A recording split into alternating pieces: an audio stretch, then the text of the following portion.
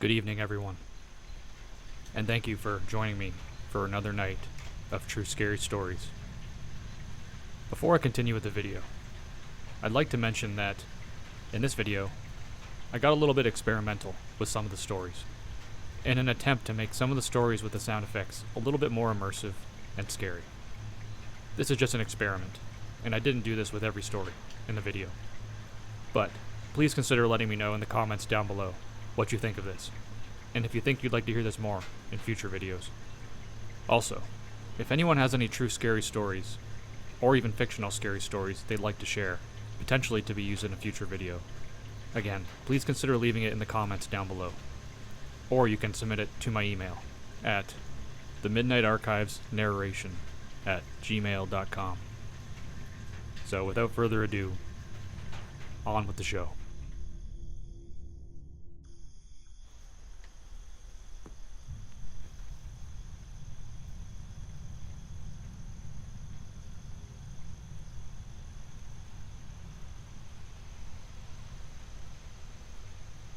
In 2021, I was involved in a murder case with my childhood friend's father. I slept around his house frequently, maybe 3 times a month, on Saturdays. He and his father never got along, mostly due to the fact that his father was an abusive alcoholic, but they never argued in front of people. Whether it was to save face or any other reason, I don't know, but I never witnessed it. This is just what I was told about him. We were playing on his PS4 at the time, and his dad called him downstairs. So I'd assumed he'd be back. So I just paused the game and went on my phone. But they kept shouting for so long. I got tired of it. So I turned on the game once more and put the TV on louder, close to max volume. Yet I still heard them, but it mostly sounded muffled, until 20 minutes later, and I hear what sounds like a glass bottle break. I was scared at the time, and I didn't know how to respond, so I just stayed in the room for 30 minutes. Eventually, I decided to just go fucking check, since my friend still hadn't come upstairs. So I went downstairs, and his dad is leaking blood from the back of his head in the conservatory. I thought maybe they argued, and it just resulted in him hitting his dad in the back of his head, and now he's unconscious. But the guy was dead. There was no pulse. I could go on and on about how we acted, but I'll skip that. We hid the body in a barrel, similar to a white oak American barrel. We were young, but we did know that it would be found out eventually. It was mostly just to pass the time. I was also worried I'd be sent to jail, and I didn't want to confess that I was even a part of this, so I was gaslighted by my friend to do it, or else I could suffer too. I wasn't in the right headspace, and was so young, so I believed everything he told me. The body was put in that barrel to cover the smell, in case you were wondering, since there were no openings aside from the cover. Again, I'll skip that. Around 3 days later, the boy turned himself in, and I didn't get charged, because they used the fact that I was young and mentally unstable in that situation. My ex-childhood friend, who I'm not allowed to contact again, got 6 months in juvie, because it was accidental, number 1. And the father was abusive, number 2. So they put it on record, as it being self-defense. But he was very close to being found guilty of manslaughter, but since the body was only hidden for a few days and not longer, he was lucky. And he said he was just scared of his father, possibly killing him in that moment. Though, I know he did it in a fit of rage.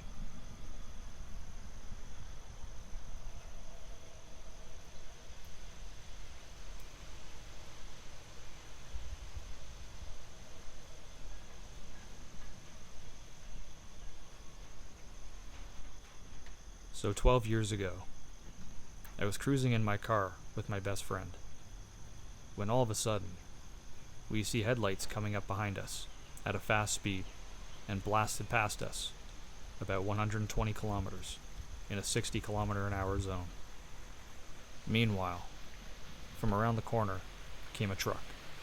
The blue BMW smashed into the truck at speed, turning it into a huge heap of twisted metal and killing both occupants of the vehicle.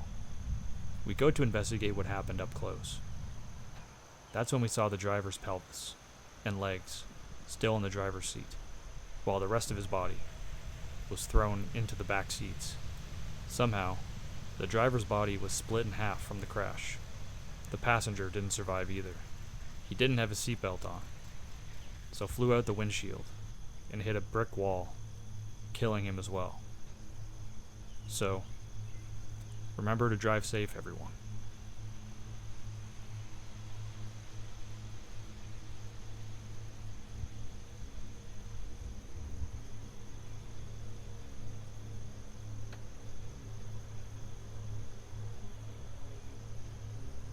I would say I am very aware of the paranormal and things of that nature. My parents' house is over 100 years old and is next to the Catholic Church my mom, my brother, and I were baptized at. Now this is where it gets interesting. In the 1950s, during the middle of a sermon, the priest who was living in the house attached to the church was having a heart attack, or something of that nature. The people living in the house at the time brought him into their bedroom, what is now our living room, where he later died. Years later, when I was about 8 or 9, I had just woken up from a nap on our recliner in our living room and was still groggy. I remember Mom had a plant in the middle of the doorway for some reason, and as I turned my head to see where I was going when trying not to bump into the plant, for 2 seconds I saw a man without a face, but was wearing a hat.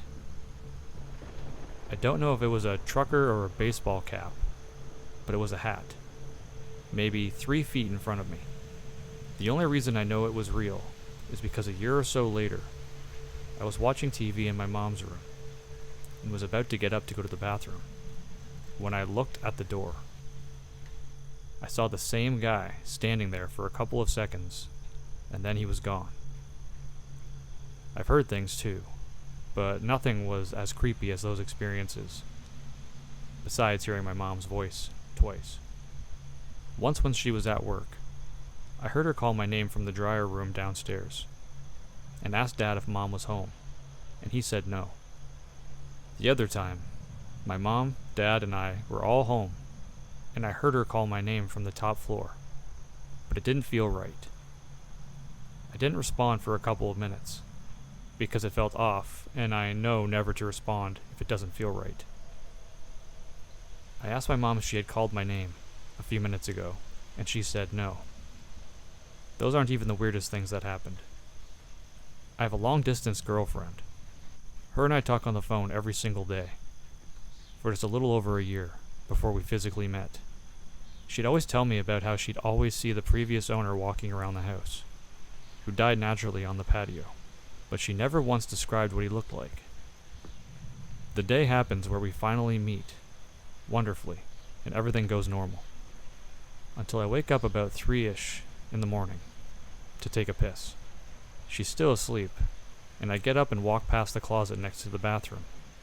Out of the corner of my eye, I saw what looked like a guy with glasses, wearing a blue flannel, but didn't see any legs. It took me about a second to register what I saw, and I looked where I saw him, and he was gone. I take my piss, not really worried about it, go back to the room, and ask my girlfriend, "So, you know the guy, does he wear glasses and a blue flannel?" She said, "Yeah, why?" And I respond, I just fucking saw him." That still gives me chills to this day, almost 3 years later. Last summer, I even asked her if she saw him near me.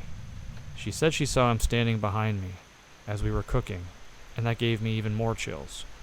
This was the first time since high school that I had seen anything. And it's also the last time currently that I've seen anything. I don't know what it is because I'm not religious anymore. Mostly agnostic. And yet this shit still creeps me out and fascinates me at the same time.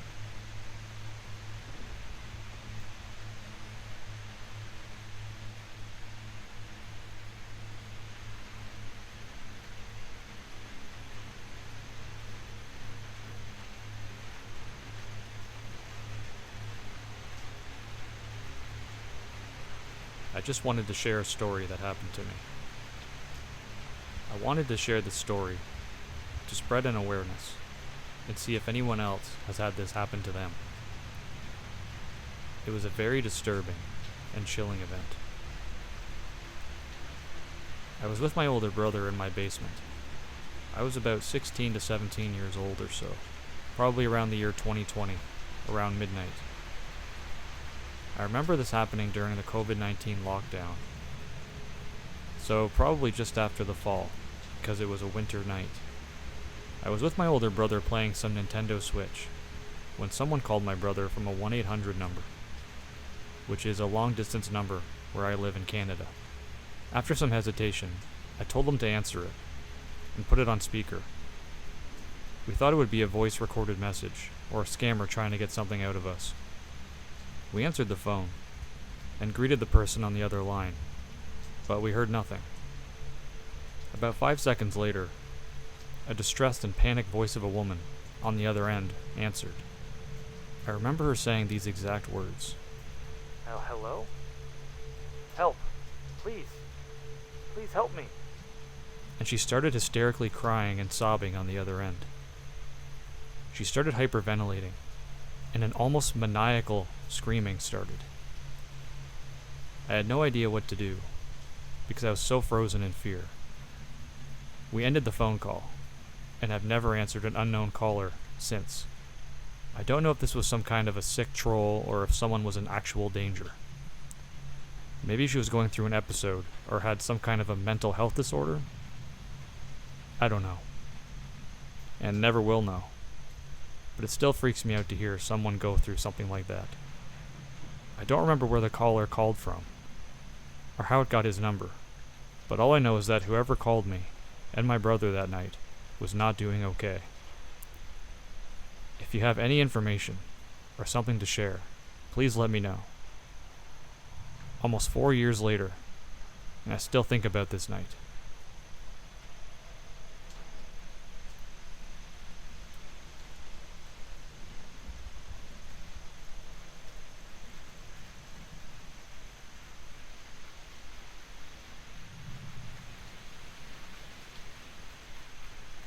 I've lived in the same house I've been living in for my whole life. I have always seemed suspicious, and have always thought that there's something in our basement. Our basement is quite big, and we have 2 doors on each side to the basement, but it's overall very beat up, dusty, and there's a bunch of random stuff down there. It's been like that forever, and we never really thought about getting it fixed, as we only go down there to do our laundry or store stuff. I haven't gone down there in a while, but I recently, about a month ago, adopted a cat. Everything was going well. She's a very sweet and affectionate girl that loves to play. We were downstairs in the living room, and she was playing as usual with her favorite ball, running around, and then the ball went down the basement stairs. After the ball fell down, my cat ran and grabbed it, and came back upstairs and continued to play. She then started throwing the ball down there, a few times, and running after it. That's just something she enjoys doing. She enjoys running after them on the stairs.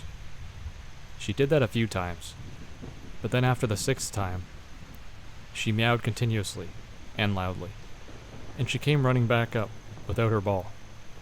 Very unusual. And she looked extremely scared. She hid behind me, and her tail was extremely fluffy, which happens when she's scared usually. She continued to meow, and she ran upstairs and hid for about 10 minutes. I knew something was up, so I decided to go downstairs. The 2 doors that were shut somehow opened on their own. I never really thought much of this, so I just shut them, grabbed her ball, and tried to comfort her. Then a few days ago, I couldn't find my cat anywhere, and decided to look in the basement, just in case she was maybe in there. As I was about 2 steps away, I saw the door on the right crack open up all by itself with my own 2 eyes. I then screamed, and my cat came running down once she heard me, and started hissing and meowing at the door. I then quickly shut the door and ran upstairs with my cat. My cat has never gone down there since. and she looks terrified whenever she sees me going down there. This has happened a few times, where the doors are shut, and I come home to them being opened. Overall, very weird. I'm planning on maybe putting a camera down there to prove it to my guardians, as they think I'm crazy. This user also posted a video on her account to show what her basement looks like. I'll include a link in the description down below for anyone who's interested.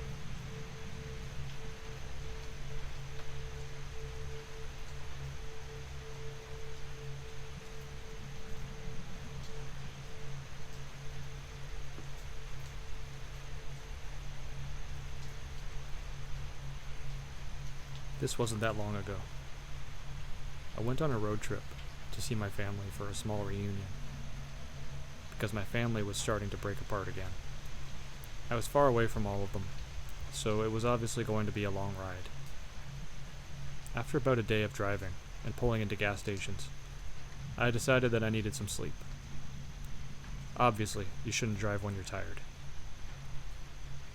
I pulled into a motel, which seemed normal at first. There wasn't many people there, only a few workers and a couple. Despite all the shit that had happened in my past, motels weren't that scary, and I knew everything that happened at them was only in horror movies, not in real life. But I still felt slightly on edge. I went to the front desk, got my room, and brought my bags. I'd only have to stay here for one night. The room was cozy and had nice lighting, the type that comforts you. I got to sleep just fine, but at 2 a.m., I woke up.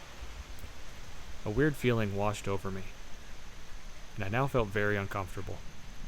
Figured getting up and getting a drink or something could help make me calm down for a little bit. There was a coffee and tea machine in my room, and a cup. So I went and made myself some warm tea. I wasn't really a fan of coffee. I drank the tea, and then I attempted to go back to sleep. Probably about 5 minutes after I closed my eyes, the phone that you used to call the front desk went off. I knew best not to answer, but I was too scared and wanted to know why I was being called. I picked up the phone and just heard a faint buzz, like the sound you hear when the signal of a TV is cutting out, and it makes that glitching noise. I ran to the reception area, opened the door, and realized nobody was there. Not the receptionist or any of the workers. Again, just faint buzzing and radio going off in the back room of the reception. Not like a walkie-talkie. It was the type of radios that play music. Keep in mind, this wasn't in the 90s or before. This was recent. It was classical music playing on the radio. I mean, in a way, this wasn't really that weird. Maybe I got a prank call, and the receptionist is actually just sleeping or something, and all the workers are too. Kinda comforted me a little bit more. I turned around, and a man was there. The man was tall, above 6 feet definitely. "What do you need?" the man said. I told him about the call, and he said it was a regular occurrence, and that it only happens to people that deserve it. Deserve what? I didn't ask. I didn't want to drag the conversation on any longer than how long it was currently going. So I walked back to my room. During the rest of the night, the phone kept going off. It didn't stop at all. I got up again and went outside, when I noticed the man standing outside my window, but with his back turned towards it. What are you doing?" I asked him. He told me he just wanted some air. I went and got a drink from the vending machines. I walked back and realized that the man was gone, but my door was wide open. I went back in and got into bed, closing and locking my door. Yes, I did just ignore my door being wide open. I was too tired and just couldn't be bothered with anything else. I woke up again after sleeping for probably about an hour, to the sound of my doors knocking. Not just my front door, but my bathroom door as well. My door oddly wasn't locked, but I fucking ran at that door hoping that if someone was out there, I'd knock them over, and that I'd have the time to get to the front desk. I got to the front desk, and at this time, the receptionist was there. I told him about everything that had just happened, and he told me I sounded crazy. I told him about the call, and he said that it never happens, and that whoever told me that it does not work there. I went back to the room with the receptionist, and the man wasn't there. In fact, there was no sign of him at all. But I know it was real. I know it happened. I never did see that man ever again.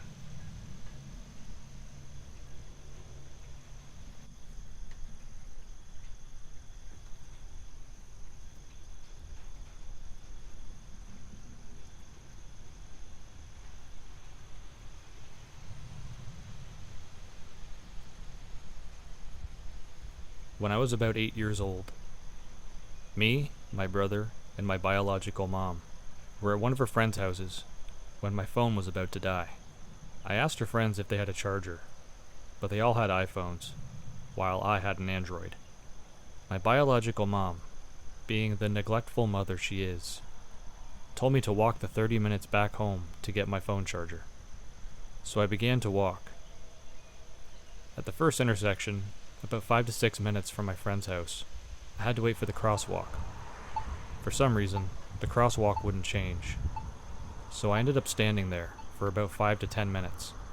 It may have been shorter, but it was a while ago, when a woman, in a white panel van, pulled up next to me. She rolled down the passenger side window and told me she had been watching me standing there, and that she was going to give me a ride home. I told her, "No thanks," and that I'm okay, but she kept saying to get in the van over and over. I tried to tell her I was fine, but she started getting angry at me. Finally, I just turned around and booked it back to my friend's house. Probably the closest I've ever gotten to being kidnapped. Side note, my mom thought I was in my friend's house the whole time, so no one would have known if I had been kidnapped.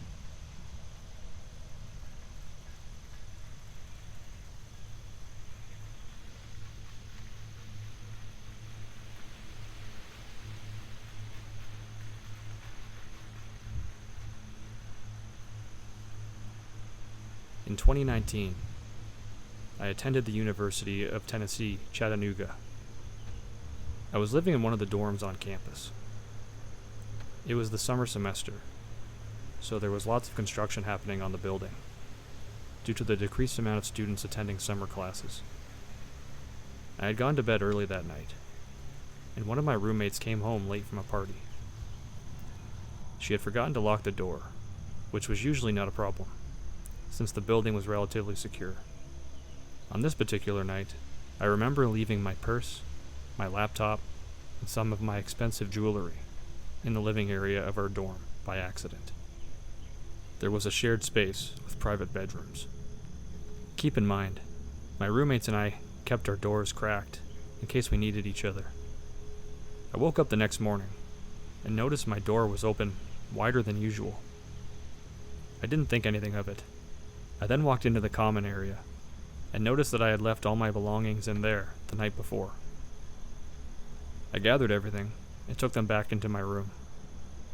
That afternoon, our dorm RA knocked and asked if a man had been in our dorm the night before. We looked at each other confused. She then showed us the security footage of a man entering our dorm room and staying for 2 hours and then leaving. It was then discovered he had entered the building from a window left open by the construction crews. He took nothing and disturbed not a single thing. The only thing strange was my bedroom door was left open wider than usual. To this day, I have no clue what that man was doing inside our dorm room. And quite frankly, I try not to think about it too much, or it terrifies me. After that, we never forgot to lock our door. Also, the worst part, I sleep naked.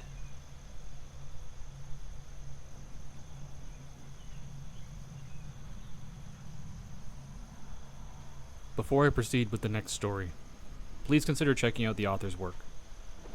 His newest book, The Dark Place in Your Mind, Strange Tales of Horror, is now available for order on Amazon.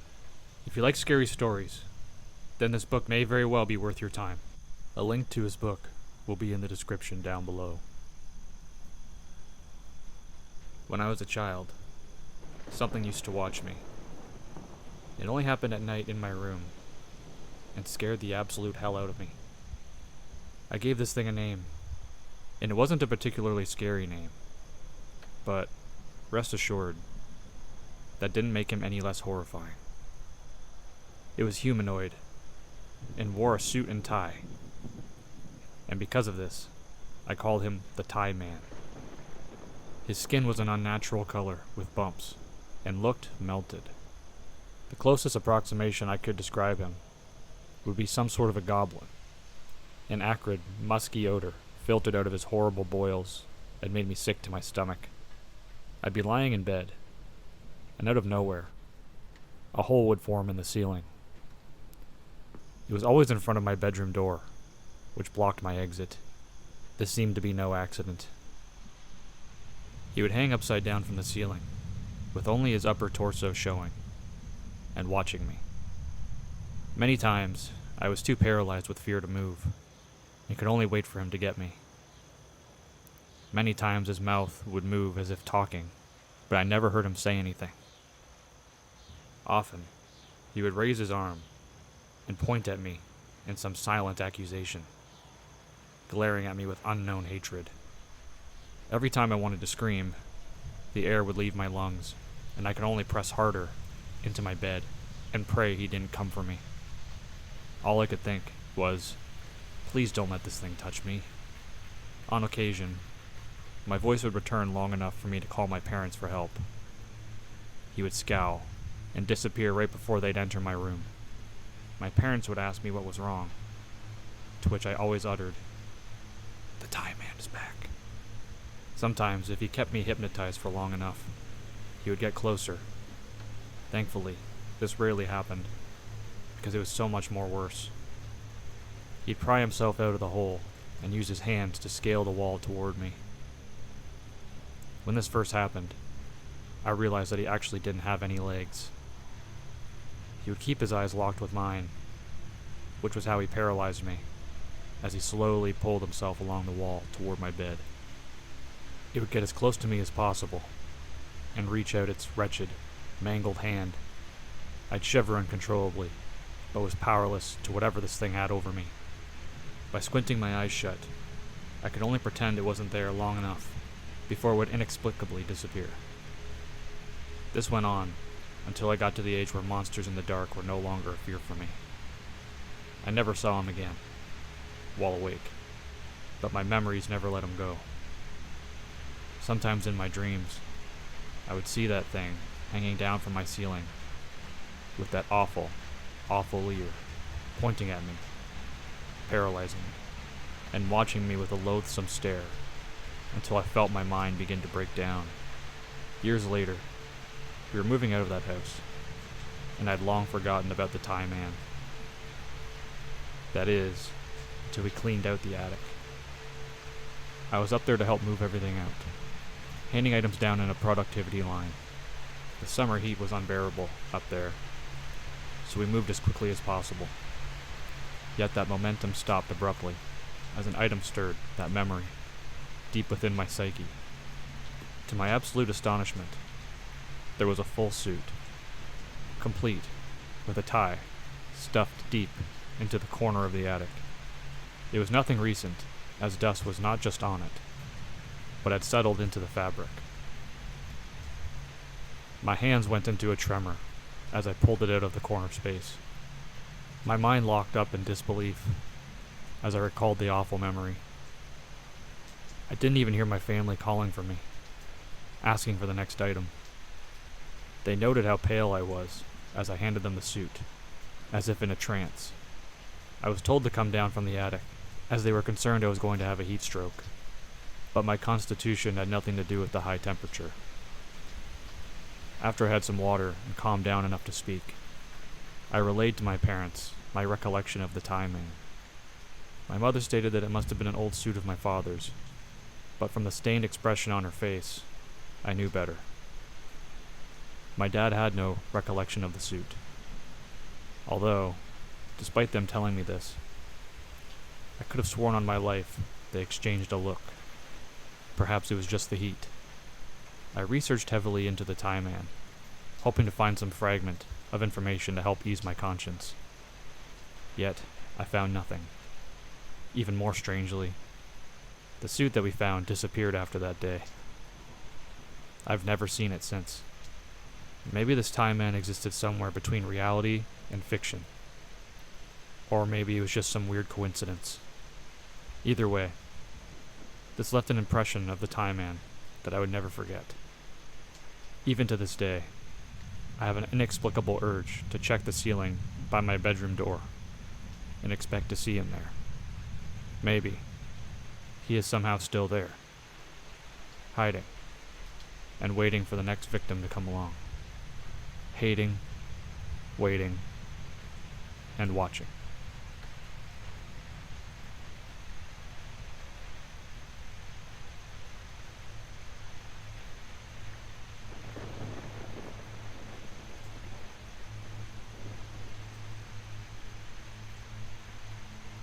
So, this happened sometime in October, I believe, and it was late on a school night. I go on my phone as usual, casually checking for sounds from my dad coming upstairs.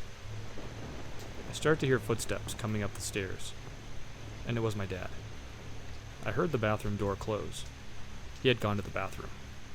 I turn my phone back on, and immediately hear footsteps approach my room. I close my eyes and turned off my phone and hid it underneath me. As I lie there pretending to sleep, still hearing the footsteps, I had thought to myself that I never did hear the bathroom door open again, and that the footsteps don't sound like my dad's. I was confused, but still pretended to sleep. I heard my bedroom door creak open, so I peeked over to see my dad. But it wasn't my dad. Instead, I saw a lanky but not tall woman, silhouette, hunched over with long, messy, wet hair standing there. I just stared at her while she stood there. I was sure she could tell that my eyes were open. We stared at each other for at least another 20 seconds. Then I closed my eyes, and for a second, I heard the footsteps approach me, then stop. Then they receded. I didn't open my eyes for the rest of the night. The next day, in school, I was trying to figure out who that woman was. And I'd never have.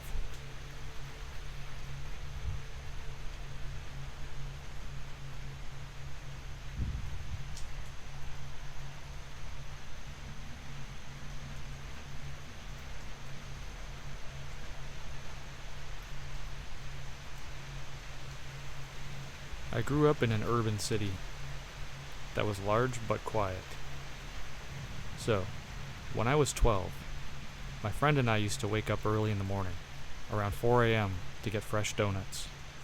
One of these days, some of my friends who lived down the street near a park agreed to go. So we make the plan. I'd be over at 4, and we would ride our bikes to get donuts. My one friend and younger brother are with me. On our way till we get to the others by the park, when I realized I forgot the cash, and my brother and friend agreed to go get it at our house, which is about 2 blocks away. So I get to my friend's house. I'm knocking and calling, but they don't answer. So I'm waiting and waiting with my bike, when I turn around and see that across the street, there is a figure. By this point I'm standing on the sidewalk, and I begin to go left, and so does the figure. I go right, and so do they. And then they start walking towards me from across the street, and I jumped on my bike and took off as fast as I possibly could, absolutely terrified. I heard them run for about 10 feet, but I literally have never biked so fast, and took turns and finally got to my house in a panic. I told my brother and friend what had happened, and they were in disbelief and shock. We ended up staying in and waiting a few hours until 8 to get donuts. Anyways, this story still terrified me, and makes me freak out still when I'm up early or out late. I always check over my shoulder.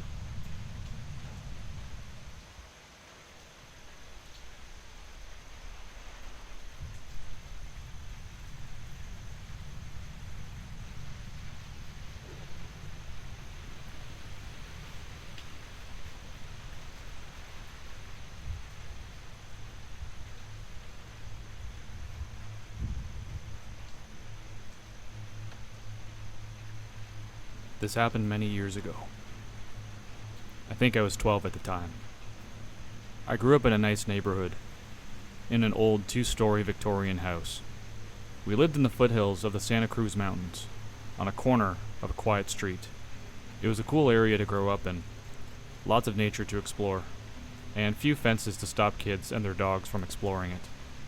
I'm the oldest of 4, but at this time, my parents didn't think I was old enough to stay at home, taking care of them by myself for a night. So they hired a babysitter to watch us. I had a huge crush on her. She was 17 and gorgeous. So I was okay with dealing with that. It was just a normal summer night, warm and with a bright moon. It was late, probably around 11 p.m.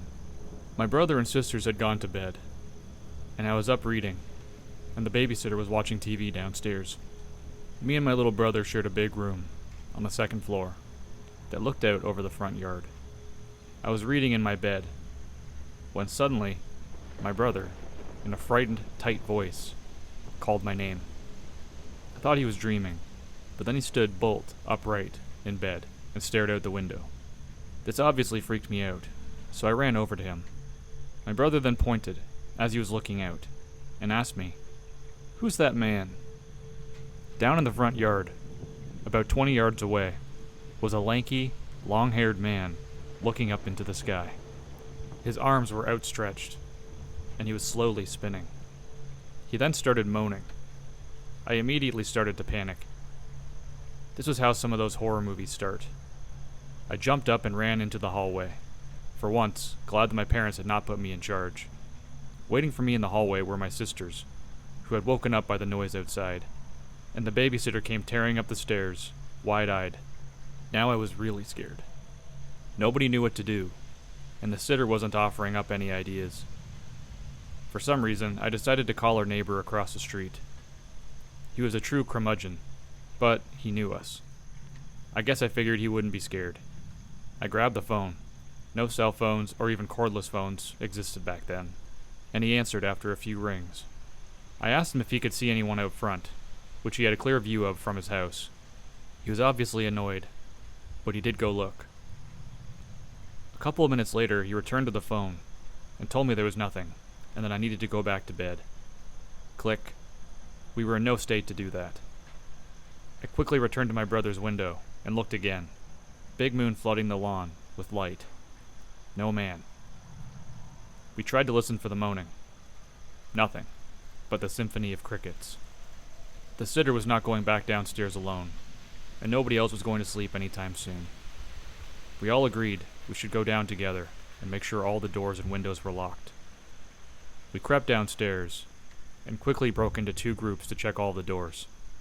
I was with the sitter to check the front, my siblings the back of the house. All went well. Locks were secured, no weirdos barging into the house. But the sitter wanted me to look outside one more time. I was still fucking scared, conjuring up way too many Friday the 13th and Halloween scenes in my head that my friends and I had covertly watched on their cable during sleepovers. But I didn't want to show it in front of the woman of my dreams. Just one more look, and maybe, just maybe, I'd get to be in something like that Revenge of the Nerds movie I wasn't supposed to watch. So I quietly moved to the front window, which faced the front steps of our front door. I craned my neck to look out towards the driveway and back toward the lawn, where we had seen him before. Nothing. And then suddenly, he was there, running full speed at the window. Half his face was gone, a mess of blood and torn flesh. He had blood all down his shirt and on his shorts. The sitter screamed, and I dropped to the floor in the most unmanly way possible. My siblings were crying in the hallway. He started pounding on the front door and yelling incoherently. I remember him saying at some point, "Let me in, please." Even though that seemed extremely polite for a mass murderer, there was no fucking way I was going to acquiesce to that request. Besides, I was frozen in fear on the floor. The most I could muster, in a squeaky little boy voice, was, Sir, we can't help you. Please go away." At least I did something. Our protector, the sitter, was long gone. He pounded on the door some more, gave a disappointed and helpless final yelp, and staggered off into the night. I just laid there for a little while. After that, my siblings ran upstairs and huddled together. Soon after, 20 minutes or so, we saw lights and sirens. The sitter had done the same thing in her flight into the bowels of our home, and did the one thing that had never occurred to the rest of us. Call 911. They found the bloody man wandering down the street, and our nightmare was over. Turned out he was a cyclist that went out for a full moon ride on a beautiful summer night. But he didn't see the storm ditch on our corner when he took a tight turn at high speed. He slid on his face for at least 20 feet. He eventually came to, but he was so delirious from his injuries and the shock that he was off his rocker. He had been wandering around for a while before any of us knew he was there. We found blood trails crisscrossing the front of the property the next morning. I still feel bad I didn't help him, but I was just a scared kid. My parents didn't go out without us for a while. For years I was traumatized coming home at night, and nothing ever became of my infatuation. I don't think I ever saw her again, but my brother still loves to mimic what I said that night. Bastard.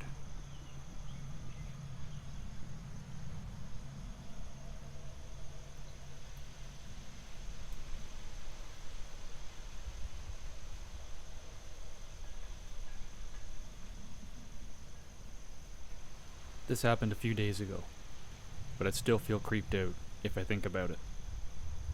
I live near a big city, and I don't have a car, so I have to take the bus every day. This day started pretty normal.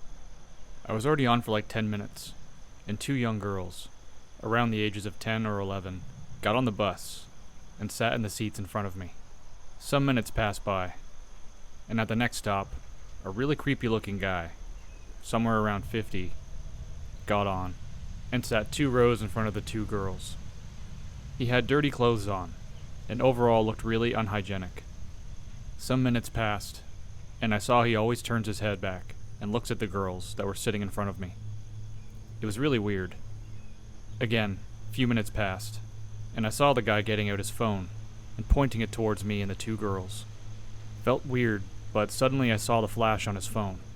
I was shocked, but I thought maybe he just accidentally put the flash on. 2 minutes passed, and he did it again. At this point, I felt disgusted, and got up and went over there. I was angry, and fueled with disgust. I asked him, "What the fuck are you doing?" He asked back, "What do you mean?" I screamed at him in the middle of the bus, "Delete the pictures you took of those girls." He started to smile, but in a really creepy way. He looked at me and told me he did take a photo, but not of those girls. That was the moment the realization happened. The guy took photos of me. I was shocked and felt creeped out. I didn't know what to do. I just sat back in my seat and waited for the ride to arrive. Fortunately, the girls took off the next stop, and the guy didn't. At this point, I knew he really told the truth about taking pictures of me, and not the girls. Me and the guy got off at the same stop, but he didn't do anything, just stared at me. I still feel a little bit creeped out if I think about it. I'm happy because the 2 girls weren't harmed, but still, creepy as hell.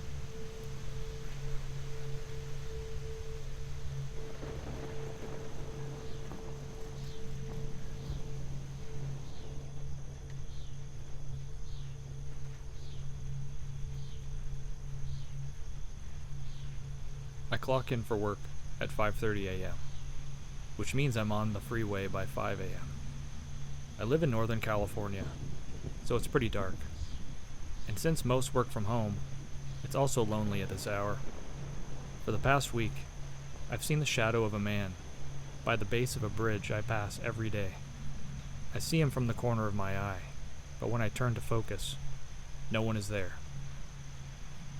I don't scare easy, and there are a lot of homeless on the freeway, so I thought nothing of it. Right after the bridge is a ramp to catch another freeway, and these are really close. One day, I'm running late to work, and I am approaching the ramp. Since I'm running late, I'm going a good 75 to 80 miles per hour. Out of nowhere, I see a shadow moving, and it starts to run across the freeway ramp. I panic and hit the brakes, because as soon as my headlights illuminate the guy, I think it's a homeless man. I don't hit the brakes fast enough, and the car goes straight through the guy's legs. He turns to me and disappeared into the darkness. No sound of the car hitting anything. And for a while, I thought, maybe my brain imagined it. The sensors on my car light up every time I enter the ramp, even before this incident. This happens even when there is absolutely nothing around.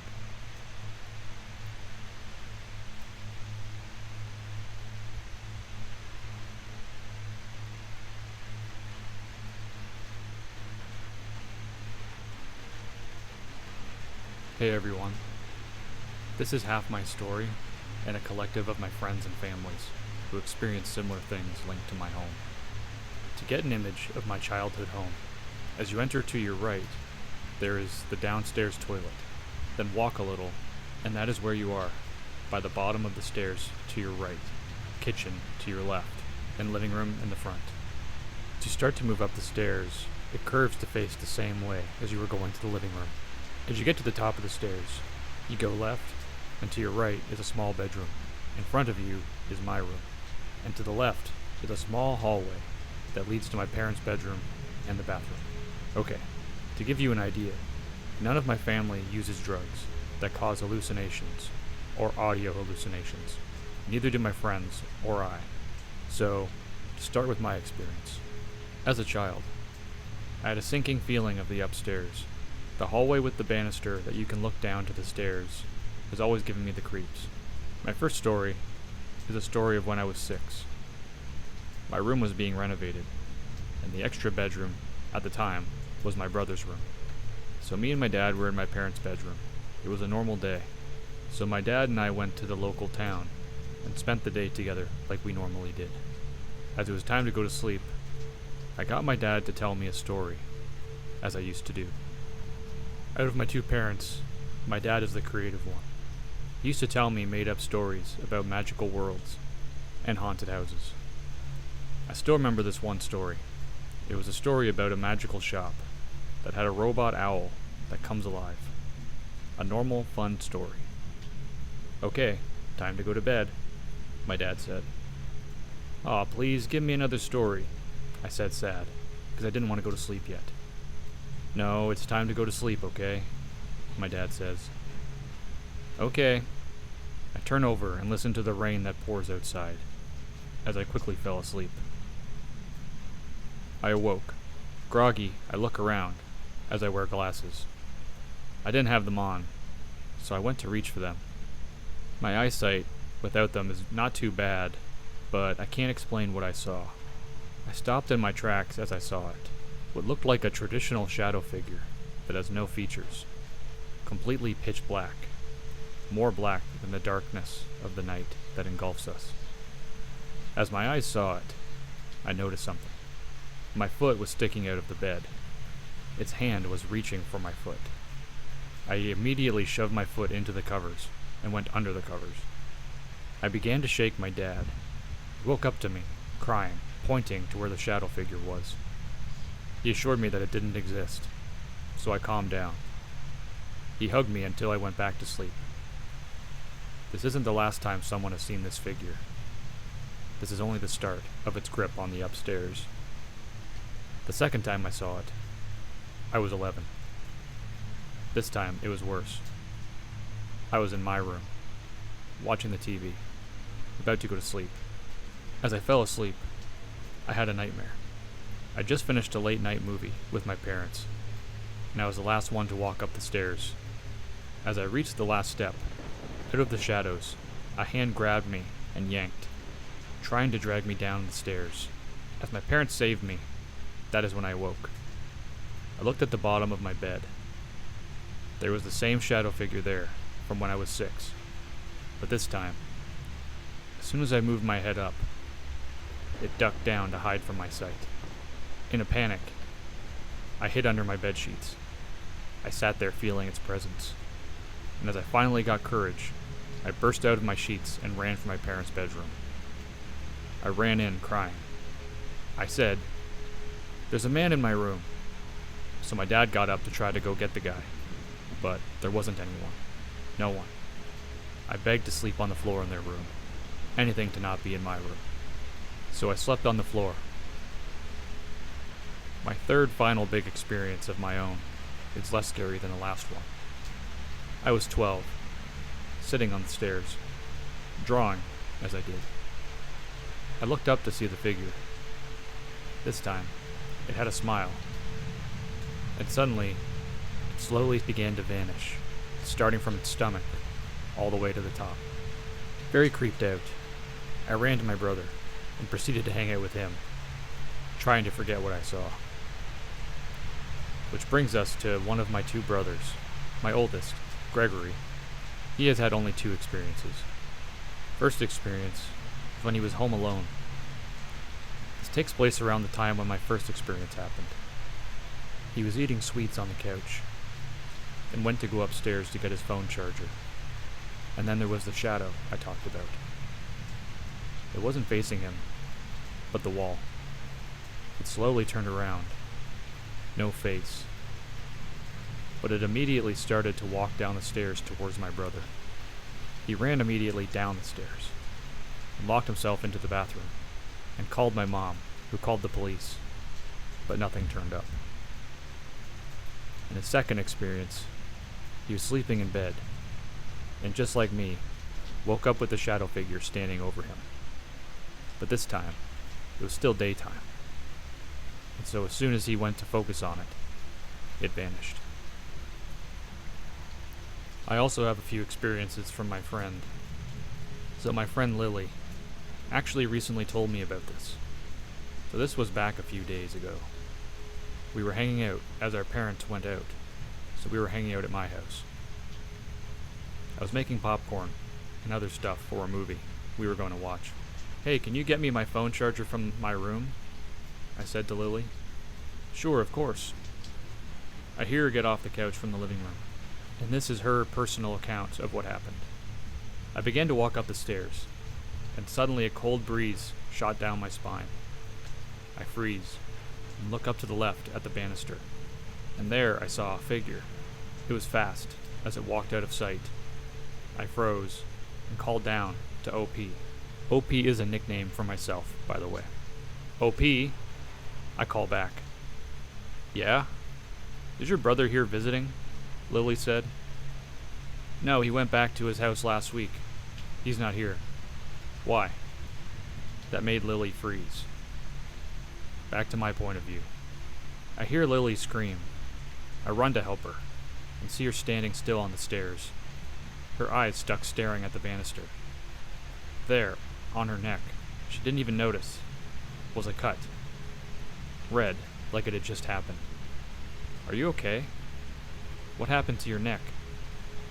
I rush up and help her downstairs to the kitchen, and put a plaster on her neck, and gave her some water.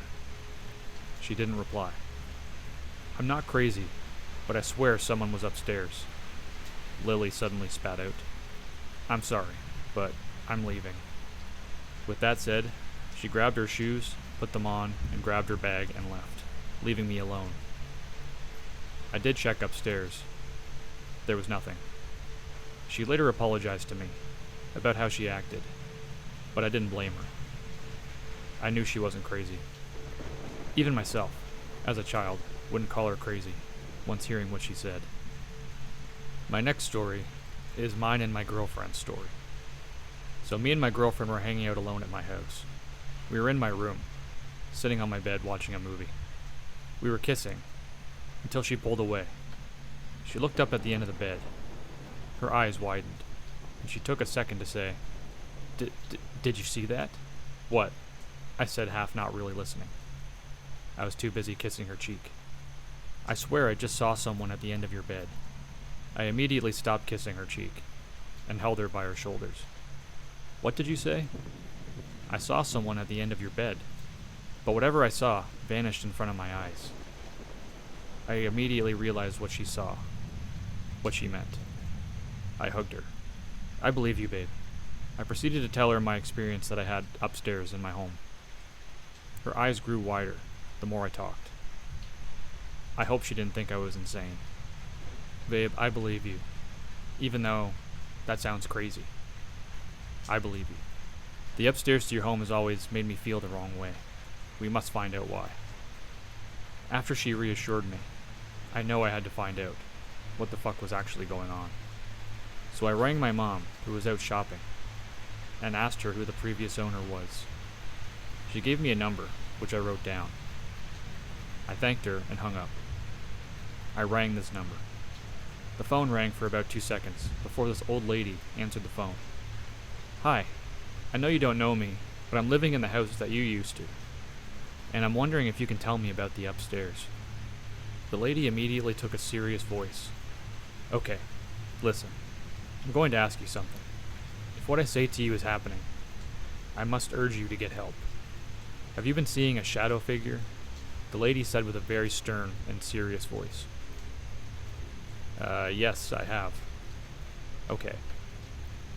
I'm sorry, but her voice wavered. Before I lived there was a kid who lived there. One night, she said, her voice breaking. He what? I said, now seriously on edge to hear what she was going to say. One night, he had an accident. He was sleeping in bed and awoken. He had candles lit on the side of his bed. I went to go grab something and knocked over a candle. He got caught up in the flame and lit up. Apparently, he ran out into the hallway on fire and fell against the banister.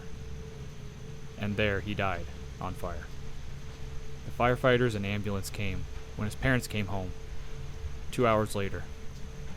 So they had gone out on a date while he stayed home and came home to him dead. After his funeral, they committed sewer slide in the bedroom where he was that night, the lady said. What? I said, now knowing the truth. Then that's when my girlfriend screamed as we saw it. A shadow of fire from underneath the door. I dropped my phone and hung up on the lady.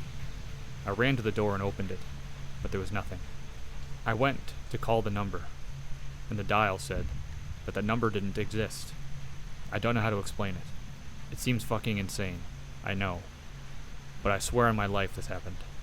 I've been bashing my head trying to figure out if I'm insane, but everyone I know has had an experience with this. My girlfriend was there and heard the lady, so I don't know how to explain this. This was last week. Nothing has happened since. I'm not planning to move out, as I can't. I'm scared for what's going to happen next. My parents and I live here, so it's not like I can just ask them to move, as I'm about done with school, and I can't afford to move. Thank you for listening to my experience. Please, if you have any idea on what's going on, please help. Give me ideas on how to fix this.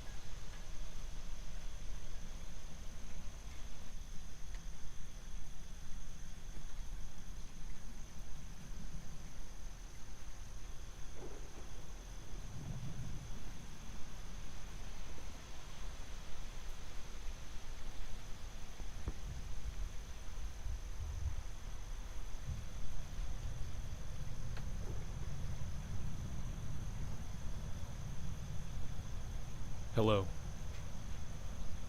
I would like to first start this off with a small disclaimer. The names in this story have been changed to protect identities. However, the location is accurate. Let's begin. This story takes place on the shores of Lake Simcoe, Ontario, Canada, in a small town named Brechin. A town with a population of just over 800.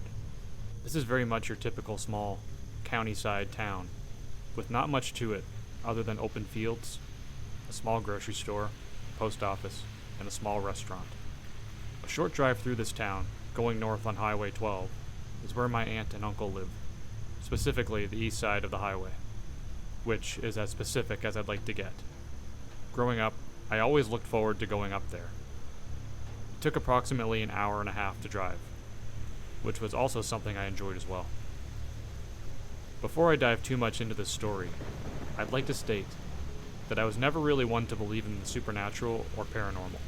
However, after I was witness to the events I will get into, that would change. I would like to also state that I have no intentions on trying to convince anyone who reads this of anything.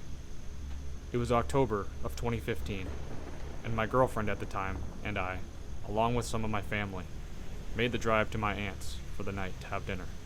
We arrived late afternoon, and after greeting my aunt and uncle, I quickly began to set up the tent I brought along to sleep in, as there was more people at the house now than there is available sleeping space. So I offered to sleep outside in a tent with my girlfriend. Fast forward a few hours, and we have now finished our dinner and are gathered outside on the sheltered porch, enjoying a few laughs and each other's company. A bit more time has passed, and now the sun is set. My girlfriend excuses herself to go inside to use the washroom, which is in the basement. She knows where it is, and despite me offering to take her inside, she declines and goes in on her own. Shortly thereafter, she returns, but with a look of concern on her face. Now having rejoined everyone on the porch, she quietly pulls me aside. Having heard the fear in her voice, I quickly excuse us both. I go on to ask her what the matter is, clearly seeing something has startled her. She went on to explain that on her way downstairs to the washroom, she passed the den, which has an old reclining rocking chair in it. As she walked through, now having just passed the den and that chair, she believed she heard a noise, and after looking around, she noticed the chair was now moving slightly, and rising from behind the chair were two red lights, the size of eyes, which stopped at about 6 feet high.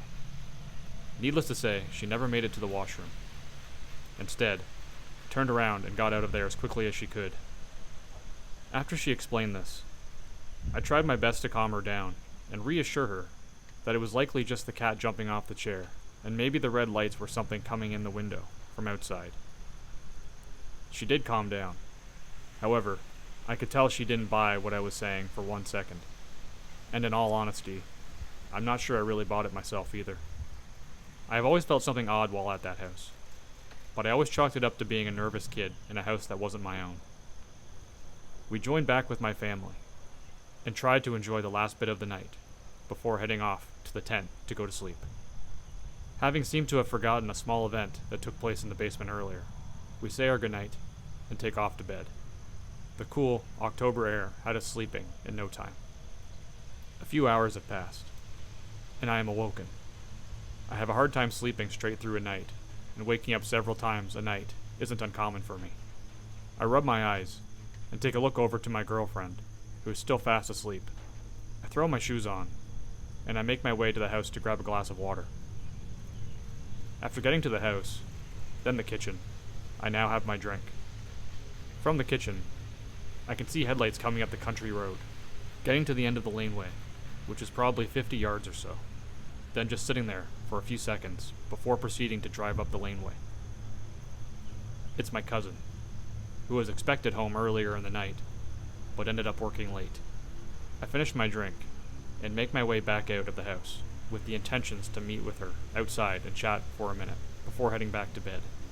As I approach the door leading outside, I am almost knocked on my back from her rushing in the house, swinging the door open violently. I ask her what's wrong, and I was not met with a verbal response. Instead, she raised her finger pointing at the door. Instinctively, I looked. There were two red lights the size of eyes, inches from the glass on the door, accompanied by fog forming on the glass, then disappearing as if someone was standing nose to the glass, breathing. My cousin told me that upon driving down the road toward the house, she was hit with a heavy sense of dread and anxiety. Once getting to the end of the laneway, she claims to have seen a tall, dark shadow standing beside the house, which explained why she had stopped and what she was looking at. The feeling of dread and fear quickly took over, prompting her to make a run to the house as soon as she got out of the car. We talked for a few more minutes before I got the courage to make the walk back to my tent. After quickly walking across the large yard, I practically dived into my tent, not exactly concerned about waking up my girlfriend, as I felt she would be understanding, all things considered. I entered the tent, heart racing, and I zipped the door to the tent after taking a quick look outside, fully expecting to see something, anything, face to face with me. But nothing. I let out a small sigh of relief, zip up the tent, and turn around, now facing my bed, and more importantly, my girlfriend, who is sitting up straight. I can't make out any features, but I get in bed beside her, under the covers, apologizing for waking her up. The words that came out of her mouth next, I truly believe will stay with me until the day I die. I apologize, and there is a short pause before she says, "I almost had her. I will get her next time." I sat there completely still, not making a sound. I've always heard of how fear can be paralyzing, but I always thought that just happened in movies. I learned that night that I was wrong. I reached over and grabbed my phone to use as a light.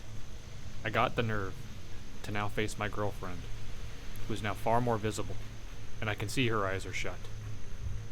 She appears to be sleeping, but still sitting upright and not moving. I thought, what should I do? And realized that there wasn't much I could do. I guided her to lay back down, and I attempted to get some sleep, but as I'm sure many of you reading this would expect, sleep didn't happen. The morning came, and a wave of relief came over me. My girlfriend woke up, and I had decided I wasn't going to bring anything up about what happened that night after she fell asleep. I didn't want to freak her out, especially because we were planning on staying again that night. That would not happen. The day goes on like a regular day, and we are all back together, sharing laughs in each other's company. My cousin has not left her room, but nobody was surprised, considering we all knew she got home quite late, and would be working again tonight. So really, this was her time to sleep. As the day goes on, my aunt receives a call from her neighbor. Now, her neighbor lived close to 1 kilometer away, but was her neighbor nonetheless. After a quick phone call, my aunt returns, saying her neighbor and her neighbor's friend would be joining us for dinner tonight. The two of them would arrive around 4. My cousin, who has only been awake for a short period of time, has gotten ready for work, and upon passing my aunt and uncle, says she needs to talk to them later, everyone hearing the concern in her voice. I'm unsure if it was that statement that prompted my girlfriend to bring up what she witnessed the day prior, but she did. After sharing what she had seen, the neighbor's friend became quite interested, not obviously worried or anything, but the neighbor's friend, who I'll call Jane, said she has experienced similar things her whole life. Jane went on to share some of her own similar personal stories, before nervously asking if it would be okay if she, alone, walked through the house, claiming sometimes she can pick up on things. We have all since eaten dinner, and agreed to let her take her own personal tour of the house alone. We all gathered out in the yard, circling the fire pit, and watched through the windows of the house, as she enters room by room, turning off the light before entering the next room. Soon, the house is dark, and we see her make her way towards the basement. Far more time spent down there than the main floor of the house. She returns and joins us outside. "Well?" we asked, not exactly sure what to expect. She looked around the group, visibly nervous before recounting her time at the house through the entire day. Jane started off by stating she first saw something, a tall, dark shadow, inside the house as they were approaching the house when they first got there. She went on to say that she had seen it numerous times throughout the day. It wasn't until my girlfriend first recounted what she had seen that made her decide she wanted to walk through the house alone. On her tour through the house, she claimed she had seen nothing on the main floor. However, the basement was different. What she said next has me baffled and left me worried. Take it as you will. She claims to have seen and spoken to an old man in the basement. She claims that he believes my cousin is his wife. She goes on to say that the old man lives in the house and spends most of his time in the basement. The hardest part about listening to all of this is what she says next. With a bit of hesitation, she says he was at a level of peace, but now he is angry, furious, because she was in the house. She could see him. Now we know about him. He is extremely mad because now we are all aware of him. Now, Jane said, he isn't peaceful. We ended up packing our belongings and leaving that night, not even giving a second thought to spend the night again. For the next few months, everyone that spent the night in the house would report seeing red eyes. They would have horrible dreams about something lifting them up out of their bed before carrying them off into the field. A blessing would later be done on the house, and I haven't heard of anything else occurring. And that's where the story will end. Hopefully, whatever was there is no longer.